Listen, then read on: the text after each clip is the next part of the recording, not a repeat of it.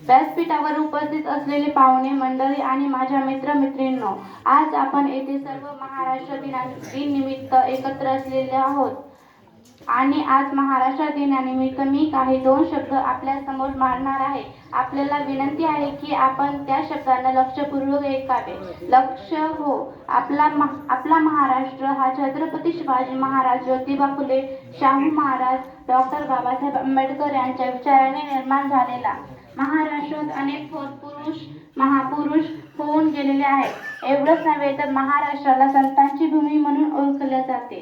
संत तुकाराम, ज्ञानेश्वर आणि एकनाथ यांच्यासारख्या कित्येक महान संतांचे चरण आपल्या महाराष्ट्राला लाभले आहेत आणि या महाराष्ट्राच्या मातीतून कित्येक थोर महात्मे जन्माला आलेले आहेत.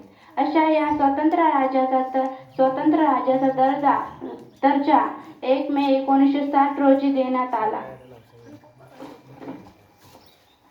आणि पंडित जवाहरलाल नेहरू यांनी स्वतंत्र भारताची लगाम आहे ती त्यावेळी यशवंतराव चव्हाण यांच्या हाती सोपवली. असे पाहिले तर आपल्या महाराष्ट्राचा सांस्कृतिक आणि ऐतिहासिक वारसा हा खूप मोठा आहे. सोबतच देशाला स्वातंत्र्य मिळवून देण्यामागे आपल्या या महाराष्ट्राच्या कित्येक क्रांतिकारकांचा हात आहे. मग ते वासुदेव बळवंत फडके असोत की लोकमान्य टिळक असोत. म्हणून महात्मा गांधीजींनी या महाराष्ट्राला, देशाला मोहोळाची उपमा दिली होती. महाराष्ट्रात जन्माला येणे म्हणजे पूर्वजन्मीचं पुण्य सार्थक झाल्यासारखे आहे. प्रत्येकाला गर्व असावा आपला महाराष्ट्र.